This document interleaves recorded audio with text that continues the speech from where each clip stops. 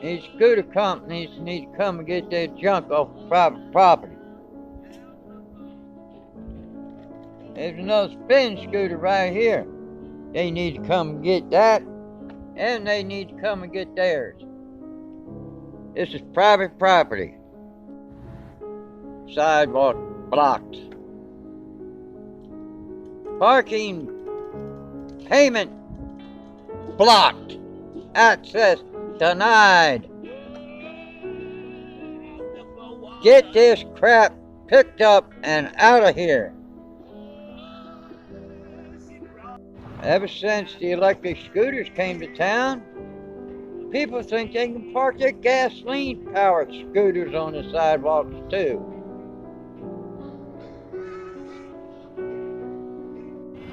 Relay's got a bicycle they need to pick up. Front of the church.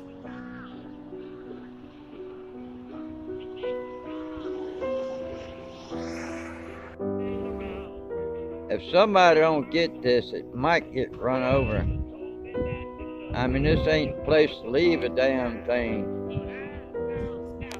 They don't belong on the sidewalks, and they sure as hell don't belong someplace where it can get run over. They need to come and get this piece of junk, this tech litter. Not good.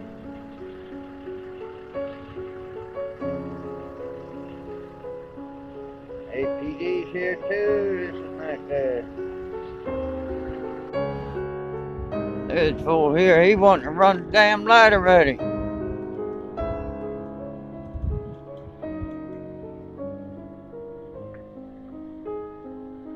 And I am out of time. When the hell are y'all gonna fix this damn thing so someone in a wheelchair can get all the way across the street?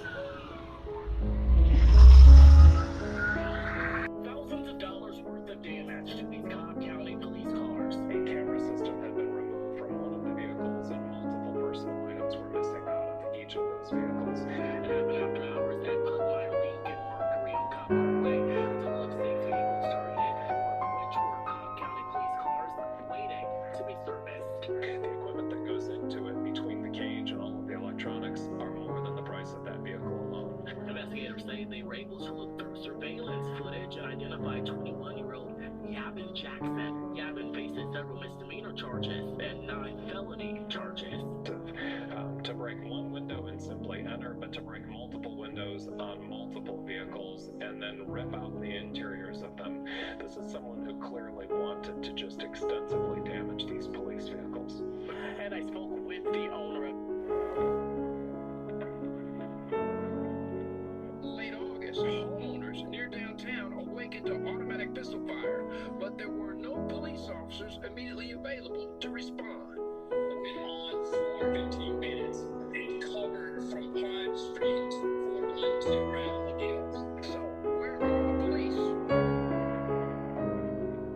That gunfire happened in August, which according to a police internal document saw another 36 officers voluntarily leave their jobs, all in 1 month. Currently, there are only 1,623 city officers available, well below the authorized strength. We don't have enough cops in the field. Councilman Howard Chu hears from city cops who tell him it is a lack of support from leadership amid turmoil in the streets that is causing so many officers to turn in their gear. The councilman says that has got to change. I think they're entitled to wonder about the level of support they get from city council. Right, there was an intent to sequester $73 million of their funding until such time as the majority of council felt they had kind of sufficiently performed themselves. It was defeated, but only by a vote. I think it would really, really help if there were some signals saying, look, we can't do this without you. We're here to support you. So right now, with just over 1,600 officers available for the street, will things get better? Well, they do have 110 recruits in the pipeline. If they make it through, they will help offset this exodus out of the city. From Buckhead, I'm Morris Diggs, Fox 5 News. crews in another area called Talon. They used dogs to help comb through the rubble there. Dozens of people have been reported missing since the wildfires erupted. People who had evacuated the city had the chance to return and were understandably emotional. I don't know what to say. I came back in here for the first time, and it's the worst thing I've ever seen in my life. I didn't see videos, but it's 1,000 times worse than I could have ever imagined. Wildfires in Oregon and California have killed at least 35 people. Today, President Trump traveled across California to assess the damage. And we want to thank all of the brave fighters. We want to thank these incredible people, the first responders, service members who are racing to the extreme peril, really, of their lives and extreme danger. The president gave his remarks during a roundtable with California Governor Gavin Newsom. And while the governor believes climate change is contributing to the fires, President Trump reiterated that California needs to do a better job with forest management. Meantime, the Trump administration hopes to capitalize on agreements that are set to be signed this week between Israel, the United Arab Emirates, and Bahrain. Secretary of State Mike Pompeo says the U.S. is hopeful Saudi Arabia and its regional allies will end a more than 3-year blockade on neighboring Qatar. Pompeo says the administration wants to see the dispute resolved and to open Qatar's air and land borders that are blocked by other Gulf states. Rwanda did not pursue him through lawful extradition proceedings. He is now a permanent U.S. resident in San Antonio, Texas. The Rwandan president believes he may have been tricked into boarding a private plane that took him to Rwanda. Still ahead tonight at 10, it's a concern. Treats in our tiny home village for them to be able to throw family reunions and weddings, and to have a recreation, a black sports in the area for ATV trails and gun ranges for hunting, a lake for fishing, just a place for us to just breathe. Renee and Ashley say they were so stressed and overwhelmed by the 2020 murders of Ahmaud Arbery in Brunswick, Breonna Taylor in Kentucky, and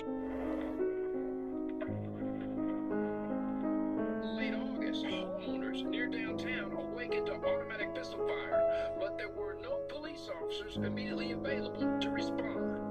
We've been on for 15 minutes and covered from Pine Street, Portland to Gravel Hills. So, where are the police? That gunfire happened in August, which according to a police internal document saw another 36 officers voluntarily leave their jobs, all in 1 month.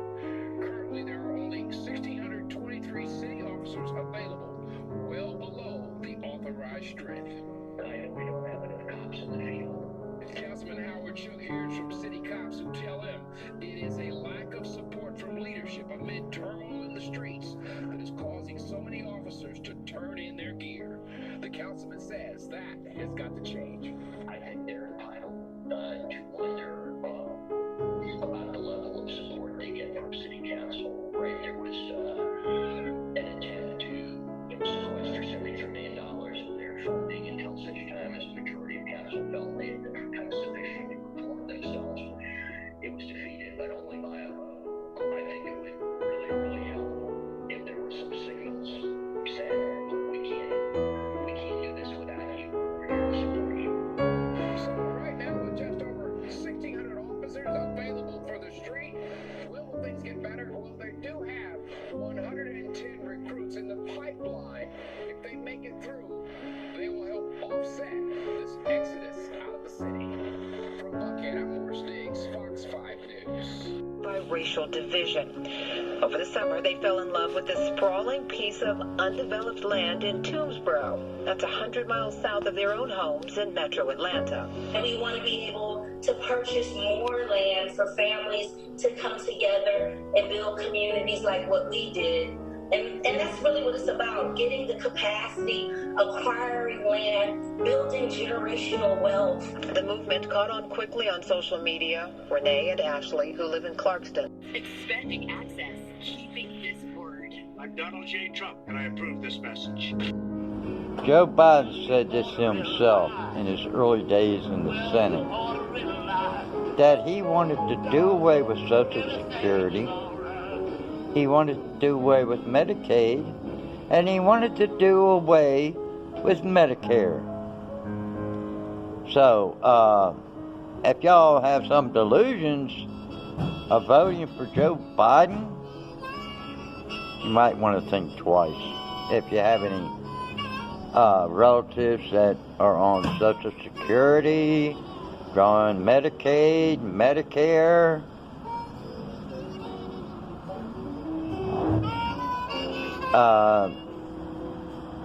they're going to be screwed under Biden. Or rather, I